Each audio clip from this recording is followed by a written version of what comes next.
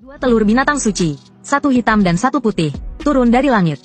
Adik seperguruanku langsung mengambil telur putih berisi harimau putih suci. Sedangkan aku terpaksa memilih telur hitam yang nilainya 10 kali lebih rendah dari harimau putih. Kemudian telur putih adikku berhasil menetas dan terikat dengannya, menjadi pasangan hidupnya selamanya. Sedangkan aku, setelah menguras semua kekuatan spiritual, akhirnya berhasil menetaskan burung mistis Suanke dari telur hitam. Namun ketika Suanke menembus formasi penghalang kekuatan, ia menghancurkan kekuatanku dengan satu serangan. Dan aku ditelan oleh harimau putih milik adikku. Hingga saat aku meninggal, aku baru tahu bahwa Suanke sebenarnya menyukai adikku yang dulu meremehkan garis keturunannya. Akhirnya aku mati dengan hati hancur oleh gigitan harimau putih.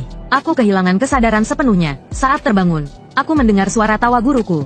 Di sekitarku terdengar ucapan selamat dari para saudara seperguruan. Selamat kepada kakak Kingsan karena terpilih oleh dewa. Kakak, mau memilih binatang suci yang mana? Saat itu, pikiranku menjadi sangat jernih. Aku melihat sekeliling, lalu memandang dua sinar suci hitam dan putih di udara. Aku sadar bahwa aku telah terlahir kembali. Dan hari ini, adalah hari di mana dewa memberikan pilihan.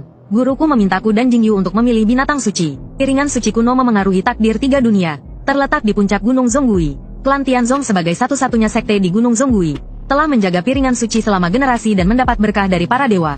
Piringan suci terbuka setiap 1000 tahun sekali, menurunkan binatang suci untuk dipilih dan dipelihara oleh yang terpilih. Setelah binatang suci memperoleh kesadaran, mereka akan mengikatkan diri kepada yang menetaskan. Menjadi pasangan setia seumur hidup.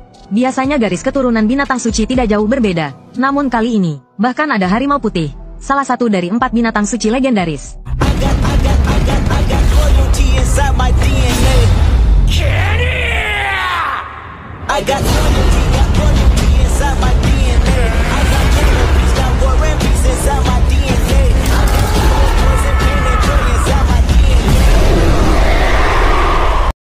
Di kehidupan sebelumnya, adikku menggunakan segala cara untuk mendapatkan harimau putih. Aku tidak ingin bersaing dengannya. Jadi aku memilih Suanke, yang dianggap lebih rendah dari harimau putih. Hanya seekor burung pelayan. Tapi sekarang, aku kembali ke saat memilih. Guruku selalu adil. Tak peduli Jingyu merajuk seperti apa, dia tetap memintaku, kakak seperguruan, untuk memilih lebih dulu. Kakak selalu melindungi Jingyu. Maukah kakak memberikan harimau putih untukku? Jingyu pasti tidak keberatan, kan? Dengan mata berkaca-kaca, dia mencoba menggunakan hubungan persaudaraan untuk menekan saya. Telur Suanke yang awalnya diam juga tiba-tiba melompat mendekati saya. Melompat ke atas dan ke bawah di sekitar saya. Takut kalau saya tidak memperhatikannya. Suanke ini di kehidupan sebelumnya tidak bereaksi seperti ini. Kingsan, sudah memutuskan, kamu mau memilih yang mana? Mendengar kata-kata guru, telur Suanke langsung melompat ke pelukan saya. Namun, saya justru melambaikan tangan ke telur harimau putih. Telur harimau putih ragu sejenak, namun akhirnya mendarat dengan tenang di tangan saya. Jingyu menggertakkan giginya. Kakak terlalu serakah. Suara dukungan juga terdengar dari kerumunan. Sudah ini, masih mau itu juga. Kakak Kingsan benar-benar arogan. Saya pikir kakak memilih telur itu demi meningkatkan kekuatannya. Hanya peduli pada masa depannya sendiri. Saya hanya melirik Jingyu dengan santai. Dia masuk perguruan 2 tahun setelah saya. Menurut guru, dia ditemukan di sebuah kuil tua saat guru menjinakkan iblis di dunia bawah. Melihat potensinya lumayan, dia diterima di perguruan. Di perguruan ini, hanya saya yang unggul dalam seni sihir. Saya cukup terkenal di antara para murid. Namun, saya fokus berlatih. Tidak peduli dengan hubungan sosial. Dia menggunakan citra ramah dan sopan untuk mendapatkan dukungan banyak murid. Namun di belakang layar, dia mendorong pengikutnya untuk mencoreng nama saya. Menciptakan citra saya sebagai sosok jahat. Jadi tidak aneh ada yang membelanya sekarang. Guru mengerutkan kening, ingin menasihati saya, tapi saya tersenyum. Melempar-lempar telur harimau putih di tangan saya. Harimau putih adalah binatang suci paling ganas. Kekuatan tempurnya tentu luar biasa. Tapi sayang, saya benci yang bodoh. Tidak suka pasangan yang hanya punya kekuatan tanpa otak. Di bawah tatapan terkejut semua orang, saya melemparkan telur suci itu kepada Jingyu. Jingyu dengan gembira menangkapnya. Dia memeluknya dan menenangkan telur itu. Suanke berpikir saya memilihnya. Dengan senang hati ia menempel pada saya. Namun di detik berikutnya, saya melepaskannya dengan dingin. Aku mengusap cangkangnya yang kasar, melihat bagian dalamnya melalui penghalang. Dengan dingin aku berkata, adapun Suanke, garis keturunannya terlalu rendah. Aku juga tidak menyukainya. Kalimat ini dulu diucapkan oleh Jingyu. Ini, mendengar itu keluar dari mulutku. Ia terpaku sepenuhnya. Aku melemparkan telur Suanke ke Jingyu, lalu bersujud kepada guru. Meskipun piringan suci melahirkan 2 binatang suci, dan memilihku serta Jingyu, tidak ada yang mengatakan bahwa keduanya harus dipelihara terpisah. Jika demikian, mengumpankan semuanya ke Jingyu tidaklah masalah. Aku mengubah nada bicaraku, menatap Jingyu yang penuh sukacita. Bagaimanapun, hanya pria seperti adik seperguruanku, yang cocok menjadi pasangan bagi harimau putih dan Suanke. Ruangan itu gempar, alis guru berkerut semakin dalam. Ia bertanya, jika kamu tidak memilih, bagaimana dengan aturan surga? Kamu mungkin tidak akan bisa menikah nantinya. Aku merapikan lengan bajuku. Tidak peduli, bagi seorang kultivator, masalah cinta hanyalah penghalang. Bukan, guru, aku ingin mengubah jalur ke Dao tanpa perasaan. Ucapan itu mengejutkan semua orang. Guru mondar-mandir beberapa kali. Akhirnya dia setuju. Dengan begitu, kedua telur suci diberikan kepada Jingyu. Jalan Dao menjadi milikku. Awalnya aku tidak menekuni Dao tanpa perasaan. Untuk memulainya kembali, aku harus membersihkan semua ilmu yang kumiliki. Prosesnya sangat menyakitkan. Seolah tulang dan pembuluh darahku dihancurkan. Sulit untuk dijelaskan dengan kata-kata. Jingyu adalah yang terakhir meninggalkan ruangan. Sebelum pergi, dia sengaja memamerkan kedua telur itu di hadapanku. Bahkan Xuan Ke, bagaimanapun juga, itu tetap binatang suci. Kakak sebenarnya bisa memilih jalan yang mudah, tapi tetap saja memilih jalan yang sulit. Kamu tidak tahu, kan? Aku memiliki tubuh yang khusus. Dia memeluk dua telur binatang suci, lalu pergi dengan angkuh. Xuan Ke masih mencoba terbang ke arahku. Aku berpura-pura tidak melihatnya. Secara diam-diam aku memukulnya dengan tenaga dalam. Dalam sekejap, dia terhempas keluar dari aula utama. Ada lalat dari mana ini? Aku melangkah masuk ke dalam aula. Sebelum aku mulai, guru bertanya lagi, kamu benar-benar ingin menekuni Dao tanpa perasaan? Ya, benar, King San. Dalam hidup ini, tidak akan menyentuh cinta, hanya untuk mencapai kesempurnaan diri. Guru menghela napas. Cahaya putih menyelimuti kepalaku. Aku menahan rasa sakit yang seolah menghancurkan tubuhku selama 36 hari. Setelah menghilangkan semua kekuatan lamaku, aku mulai berlatih ulang. 100 hari kemudian, aku akhirnya berhasil menembus tahap dasar. Memasuki tahap awal inti emas. Kecepatan latihanku kini jauh lebih cepat dibandingkan kehidupanku sebelumnya. Tanpa ikatan, aku benar-benar bisa fokus sepenuhnya. Ketika aku bertemu Jingyu lagi, dia terlihat kelelahan dengan lingkaran hitam di matanya. Dia memeluk dua telur binatang suci. Wajahnya begitu letih seperti orang yang berubah total. Aku mendekatinya dengan penuh energi, tidak mengabaikan rasa iri di matanya. Namun Jingyu tetap keras kepala. Dia mengangkat dagunya dengan angkuh. Tunggu sampai harimau putih dan Xuan Ke menetas. Aku akan menjadi orang paling dihormati di Tianzong. Saat itu, kakak bahkan tidak pantas membawakan sepatuku. Adik, rawat saja binatang sucimu dulu. Ku malas menanggapi kata-katanya yang kosong. Aku tersenyum tipis, lalu berjalan melewatinya. Di kehidupan sebelumnya, aku dan Jingyu hanya berpikir bahwa merawat binatang ini adalah tugas biasa. Memberikan mereka kekuatan spiritual, ditambah ramuan dewa dan obat immortal. Dengan waktu, mereka pasti akan menetas atau membentuk wujud. Namun, siapa sangka harimau putih dan Xuan Ke memiliki kebutuhan yang sangat tinggi. Jingyu menghabiskan seluruh hidupnya mengumpulkan inti kristal dari monster di lembah makanan rohani untuk memberi makan harimau putih. Sementara aku, yang memiliki tubuh Xuan Yuan, berkorban, memberikan darah dari hatiku siang dan malam untuk memberi makan Xuan Ke. Aku dan Jingyu melewati bertahun-tahun penuh kesulitan. Akhirnya kami berhasil membantu mereka menetas dan membentuk wujud. Namun, apa yang kudapatkan sebagai balasannya?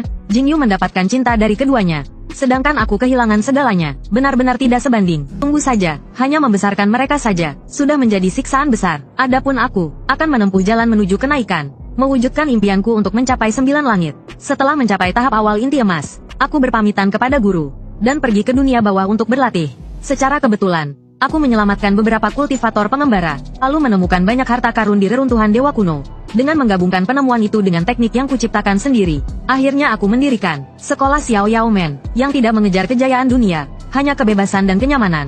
Aku menjadi pemimpin sekte, anggota sekte mencapai ribuan orang. Semuanya sangat menghormati dan memujaku. Di antaranya, ada seorang murid bernama Rup. Dia berparas luar biasa, sangat sesuai dengan seleraku. Karena itu, aku menjadikannya satu-satunya murid perempuan. 3 tahun berlalu seperti itu. Ketika aku kembali ke Tianzong, aku telah melewati tahap inti emas dan mencapai tahap Bai Yuan. Guru mendengar pengalamanku dan sangat terkesan. Dalam percakapan, ia menyebut Jingyu. Barulah aku tahu bahwa beberapa waktu lalu, Jingyu menyadari bahwa memberi makan telur suci sangat menguras tenaga.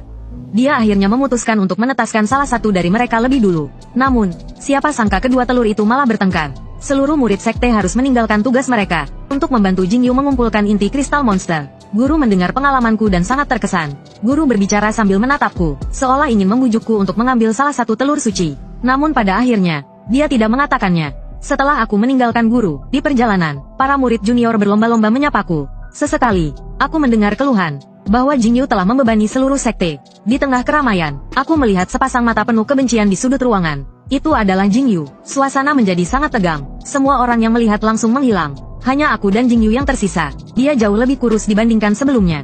Kekuatan spiritualnya bahkan menurun. Tidak ada lagi aura dingin dan mulia yang dulu dia miliki. Sebaliknya, aku, yang telah mencapai tahap Bai Yuan, tampak jauh lebih muda. Aku hidup bahagia. Itu membuatku semakin merasa bodoh atas apa yang kulakukan untuk Xuan Ke di kehidupan sebelumnya. Mata Jingyu penuh dengan kebencian. Dia bertanya padaku, apakah kau sudah tahu sejak awal, bahwa menetaskan telur suci menguras banyak energi? Benar, aku dengan santai mengakui. Tapi lalu kenapa, berani kau bilang mendapatkan telur suci tidak membuatmu bahagia? Dia terlihat ingin memukulku. Jika kau tahu, mengapa kau menjebakku? Menjebakmu, aku tertawa. Seperti mendengar lelucon. Adik seperguruanku, dewa wanita ini sangat luar biasa. Kekuatan mereka tidak bisa dibandingkan dengan kita. Semakin keras kau berusaha, semakin mereka akan menyayangimu. Pada akhirnya, mereka akan setia padamu. Bukankah itu hal yang baik? Jingyu jelas tidak percaya. Dia bertanya kembali, kalau begitu, mengapa 3 tahun lalu kau tidak mengambil Suan Ke? Karena aku tidak suka. Bukankah kau yang memintaku meninggalkan harimau putih untukmu? Jawabanku membuatnya terdiam. Aku memberikan pukulan terakhir. Adik seperguruanku, sekarang semua harapanmu ada pada kedua binatang suci itu. Mereka adalah seluruh sandaranmu. Setelah berpisah dengan Jingyu, aku kembali menutup diri untuk berlatih selama 100 hari. Lalu kembali berpetualang. Sebelum pergi, aku mendengar dari seorang murid junior, bahwa Jingyu mengalami tekanan besar. Dia menjadi sangat terobsesi dengan kedua binatang suci itu. Selama 100 hari terakhir ini, harimau putih dan Suan Ke mulai menunjukkan tanda-tanda wujud asli mereka. Karena itu, Jingyu bahkan diangkat menjadi Dewa Agung. Aku hanya tersenyum tanpa berkata apa-apa. Dalam pertempuran, penyerang hati adalah yang terpenting. Aku sangat paham mengapa Jingyu bisa seperti ini. Dan ketika murid juniorku menceritakan hal ini, niatnya hampir terlihat jelas di wajahnya. Namun, aku tetap pada tujuanku. Aku tidak akan membuang waktu untuk hal-hal sepele seperti ini. Dalam perjalanan pelatihanku kali ini, aku berencana pergi ke barat. Aku ingin meminta sebatang kayu wutong dari suku Phoenix. Aku hampir mencapai tahap Bai Yuan, dan akan menghadapi petir pertama dalam perjalanan kultivasi ini. Aku harus mempersiapkan diri untuk melewatinya.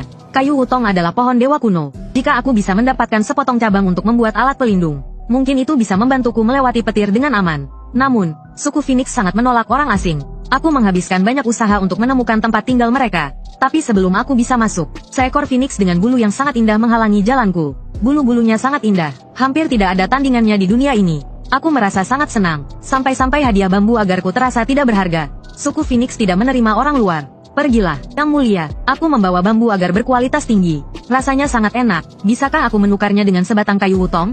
Mendengar permintaanku, Phoenix kecil itu menunjukkan ekspresi aneh. Dia bertanya siapa namaku. Aku melihat wajahnya yang sangat lucu. Lalu bertanya balik, siapa namamu? Dia berkata, aku adalah Phoenix. Tentu saja bermarga Feng. Namaku hanya satu huruf, Tian. Aku menanggapinya dengan berkata, betapa kebetulannya, aku juga bermarga Feng. Kau bukan Phoenix. Feng Yao mendengus dingin. Namun tiba-tiba dia terdiam. Lalu menyadari sesuatu dan wajahnya memerah. Aku tidak bisa menahan diri untuk menggoda dia. Aku mengambil nama istriku. Benar-benar, aku terseret dalam sandiwara ini lagi. Di kehidupan sebelumnya, Suan Ke memang tidak menyukaiku. Namun rasa memiliki dirinya sangat kuat. Karena hubungan kami yang tampaknya sudah ditakdirkan. Dia melarangku berhubungan dengan wanita lain. Namun dia sendiri dengan nyaman memperlakukan Jingyu dengan baik. Benar-benar standar ganda. Untungnya, di kehidupan ini, aku sudah lepas dari kendalinya. Feng Yao, dengan angkuh, melemparkan sebatang kayu wutong lalu lari. Aku mengambil kayu wutong itu, dan meletakkan bambu agar di tempatnya, sambil berteriak ke kejauhan, Phoenix kecil, tunggu aku mengumpulkan mas kawin untuk menikahimu. Yang tidak kuduga, petir surgawi datang lebih cepat dari yang aku kira. Saat itu, aku sedang belajar dari Dewa Agung di luar langit di pegunungan salju Kunlun. Ku dengar Dewa Agung datang untuk bertemu dengan iblis kuno berumur ribuan tahun. Aku sengaja menunggu di jalan yang akan dilewati di pegunungan salju, lalu meminta bimbingan darinya. Namun, dia ditemani seorang wanita dengan aura yang luar biasa. Wajahnya tampak familiar, membuatku merasa sangat dekat dengannya. Seolah-olah kami adalah kenalan lama. Aku melihat Dewa Agung sangat memperhatikan wanita itu. Akhirnya aku mengubah tujuan permintaanku. Aku memegang sepatu bot wanita itu dan menolak untuk melepaskannya. Mungkin perilakuku memalukan, tapi dalam pencarian tahu, kau harus tebal muka. Hanya dengan begitu kau bisa belajar hal yang sejati. Dewa Agung, tolong ajari aku seni memanggil roh. Aku sangat membutuhkannya. Dewa Agung melihatku, lalu bertanya apakah aku tahu siapa yang sedang kupeluk. Aku mendengarnya dengan bingung. Dia mengatakan bahwa wanita ini adalah panglima perang dari alam roh. Jumlah iblis yang telah dia kalahkan tak terhitung banyaknya. Aku menelan ludah, lalu memeluknya lebih erat. Sang panglima tampaknya menyukaiku. Dia berkata dia tidak bisa mengajariku seni memanggil roh. Namun dia bertanya apakah Dewa Agung bersedia menjadikanku muridnya untuk sementara waktu. Dewa Agung terdiam sejenak, lalu mendengus dingin. Kita lihat apakah dia bisa melewati petir surgawi hari ini. Begitu kata-kata itu selesai, petir surgawi langsung menyambar. Apakah tidak ada yang curiga bahwa Dewa Agung sedang memanfaatkan kekuasaannya? Untungnya, aku telah menyiapkan alat spiritual untuk melindungi aliran energiku. Aku menggunakan teknik untuk menghadapi petir biru yang menyala. Aku bahkan samar-samar mendengar percakapan antara Dewa Agung dan Panglima. Di usia semuda ini, dia bisa mencapai tingkat Susen. Tekniknya sangat mendalam. Kebijaksanaannya jauh lebih baik daripada cucu Raja Langit. Dia adalah bibit yang sangat baik. Pengorbanan orang tuanya tidak sia-sia. Orang tua, aku lahir tanpa orang tua. Dari mana datangnya mereka? Aku tidak sempat memikirkan itu. Aku mengerahkan seluruh energiku hanya untuk menahan setengah kekuatan petir itu. Sisa kekuatan harus kutahan dengan tubuhku sendiri. Ku melindungi aliran energiku di dantian dan jantung. Dengan kepala tegak, aku menghadapi petir tanpa rasa takut. Yang terburuk, aku akan mati. Setidaknya di kehidupan ini, aku telah hidup dengan baik. Aku telah memenuhi ekspektasiku sendiri. Saat petir menghantamku, aku merasa semua inderaku hilang. Kemudian datang rasa sakit yang menusuk tulang. Rasa sakit itu membuatku pingsan. Saat aku sadar, seluruh tubuhku dibalut kain putih. Hal pertama yang kulihat adalah Panglima. Dia menatapku dengan kagum. Dia berkata aku cukup keras pada diriku sendiri dan cukup cerdas. Aku hanya menerima kekuatan petir yang bisa ditahan tubuhku. Dan karenanya, aku mendapatkan berkah dari bencana ini. Tubuh manusiamu telah diperkuat. Tentu saja, sejak tahu aku akan menghadapi petir surgawi, aku sudah merencanakan segalanya. Bagaimanapun juga, aku manusia biasa. Kekuatan tubuhku terbatas. Tanpa penguatan dari petir surgawi, latihanku di masa depan hanya akan semakin sulit. Xuanke, harimau putih tetaplah binatang suci. Jika aku ingin menandingi mereka, kekuatan yang kumiliki saat ini masih sangat kurang. Aku harus tumbuh lebih cepat. Sejak itu, Dewa Agung mengajarkanku seni memanggil roh. Dan Panglima mengajarkanku seni bela diri. Iblis kuno ribuan tahun bahkan mengenalkanku pada wanita-wanita cantik. Hari-hariku di Kunlun penuh kenyamanan sekaligus penderitaan. Metode latihan Panglima. Metode latihannya adalah memukulku hingga jatuh. Dari situ, teknik terbentuk dengan sendirinya. Sampai aku berhasil menguasai seni memanggil roh. Aku kembali menghadapi petir surgawi. Resmi memasuki tahap transformasi roh. Aku berpamitan dengan Dewa Agung dan Panglima. Membawa tumpukan barang yang mereka hadiahkan. Aku pergi ke perbatasan dunia manusia. Di perjalanan, aku bertemu dengan Cirong, rubah peri dari Qingqiu yang menjual anggur. Kami terlibat sedikit perdebatan ringan. Kabut hitam menyelimuti medan perang. Daerah dalam radius ratusan mil kosong. Semua karena arwah gentayangan. Aku mempelajari seni memanggil roh untuk membersihkan kabut hitam dari medan perang. Dan mengirim jiwa para prajurit ke Sungai Lupa. Namun, saat aku baru selesai membersihkan medan perang, tiba-tiba terjadi gangguan besar di alam semesta. Arah Gunung Songgui terdengar raungan harimau dan singa. Setelah 9 tahun, akhirnya kedua binatang suci itu telah tumbuh dewasa. Xuanke, harimau putih telah lahir. Tentu saja ini menarik perhatian Sekte Abadi untuk datang melihat. Pada hari pertemuan Sekte Abadi itu, aku mengikuti mereka kembali ke Tianzong, membawa sebotol anggur dan memilih sebatang pohon untuk bersandar. Setelah berkelana ke berbagai tempat, aku sangat kelelahan. Dalam keadaan setengah sadar, botol anggurku jatuh dan mengenai kepala seseorang. Orang itu terus mengomel selama beberapa waktu. Ketika aku hampir kehilangan kesabaran, Xuanke tiba-tiba muncul. Dia mengambil botol anggurku, dengan kata-kata kasar seperti itu. Tahukah kau bahwa dia adalah orang yang dilindungi oleh Dewi ini? Sombong dan angkuh, sama seperti di kehidupan sebelumnya. Aku memalingkan wajah dengan jijik. Orang itu melihatnya, dan tentu saja tidak berani berdebat denganku lagi. Namun, aku tidak ingin berutang budi pada Xuanke. Aku melompat turun dari pohon dan menatap orang yang terkena botol itu. Tadi aku sudah minta maaf padamu, dan sudah memberikan kompensasi. Kau sudah mengomel begitu lama. Apa sudah cukup untuk melampiaskan kemarahanmu? Murid dari sekte lain yang terkena botol itu memperhatikan wajahku dengan seksama. Dia berteriak kaget. Kau adalah murid utama Tianzong, King San. Aku tidak percaya. Aku bertemu langsung dengannya. Dia merebut botol anggur dari tangan Xuanke. Saudara King San, tolonglah. Pukulkan botol anggur ini padaku sekali lagi. Apa permintaan macam itu? Belakangan aku baru tahu. Guru sudah menyebarkan kabar bahwa aku telah mencapai tahap transformasi roh. Kabar itu tersebar ke seluruh penjuru dunia. Dan tanpa aku sadari, aku menjadi murid utama Tianzong secara tiba-tiba. Aku dipuja oleh semua praktisi muda dalam dunia kultivasi. King San, aku ingin bicara denganmu. Xuanke membawaku pergi. Dia memojokkanku di dinding dan bertanya, apakah kau juga terlahir kembali? Matanya sedikit tertunduk, menunjukkan kelemahan yang samar. Lukanya membuat siapapun merasa iba. Kecuali aku. Mengapa di kehidupan ini kau tidak menginginkanku? Mengapa kau memilih jalan tanpa emosi? Aku sudah mengesampingkan harga diriku untuk memohon padamu. Tapi kau memperlakukanku seperti sampah. Aku hanya menatapnya dengan dingin, tanpa berkata apapun. King San, aku salah. Maafkan aku. Biarkan aku kembali ke sisimu. Boleh kan? Dia memohon. Tapi hanya karena dia memohon. Haruskah aku setuju? Aku bertanya padanya, jika aku bersamamu, duniaku akan hancur. Bagaimana jika aku menjadi tidak berguna? Aku akan melindungimu. Bahkan jika kau hanya manusia biasa, tidak masalah. Manusia memiliki hidup yang singkat. Itu tidak bisa dibandingkan dengan hidup abadi milikmu. Jika suatu hari aku tua, sakit, atau mati, apa yang akan kau lakukan? Maka aku akan bersembunyi di dunia manusia, mencarimu di setiap kehidupan. Xuanke, aku yang bereinkarnasi, tetapkah aku yang sebenarnya? Xuanke terdiam. Aku tertawa sampai meneteskan air mata. Kau benar-benar egois. Dengan satu gerakan, aku mengikatnya dengan tali pengunci roh. Kemudian aku menjatuhkannya ke tanah. Mata Xuanke dipenuhi keterkejutan. Kau jelas bukan hanya di tahap transformasi roh. Betul sekali. Dan ada hadiahnya. Aku menggunakan kedua tanganku, dan menamparkan wajahnya dengan keras. Tamparanku membuat darah mengalir dari kelima lubang wajahnya. Ketika aku tidak mencarimu, kau berani datang mencariku, bagaimana kau akan membayar semua yang kau hutangkan padaku? 2 tahun membesarkan telurmu, kau telah menguras kekuatan hatiku. Kau menghancurkan tubuh Xuan Yuan milikku. Untuk menyelamatkan Jing Yu, kau diam-diam pergi ke Abyss Demon. Aku hampir dimakan oleh 4 binatang buas demi menyelamatkanmu. Kau kehilangan kendali dan menjadi iblis. Ku menaiki 10.000 anak tangga abadi untuk meminta ramuan suci yang bisa mengusir energi iblis. Meski tahu itu jebakan, aku tetap mengikutimu ke formasi penjebak roh. Aku hanya bertaruh bahwa kau masih memiliki sedikit belas kasihan padaku. Tapi demi Jing Yu, kau tanpa rasa bersalah membunuhku. King San, aku salah. Tolong aku. Aku menyentuhnya dengan jari dan memberinya mantra pembatas suara. Setelah itu, aku memukulnya dengan lebih puas. Setelah waktu yang cukup lama, aku akhirnya melepaskannya. Memukul langsung memang lebih memuaskan. Aku tidak sia-sia menunggu selama 9 tahun. Aku menatap Xuan Ke yang pingsan setelah dipukul. Aku memberinya satu tendangan lagi, lalu menendangnya hingga terbang ke langit. Aku merasa sangat puas. Aku bersenandung kecil sambil pergi. Kebetulan aku bertemu dengan adik perempuan seperguruanku yang sedang mencariku. Dia menarikku dengan wajah panik. Saudara senior, ada 3 wanita di gerbang gunung. Mereka menyebut namamu secara langsung. Suka dengan cerita ini? Jangan lupa klik tombol like, komen, share dan subscribe. Nantikan cerita seru lainnya. Terima kasih.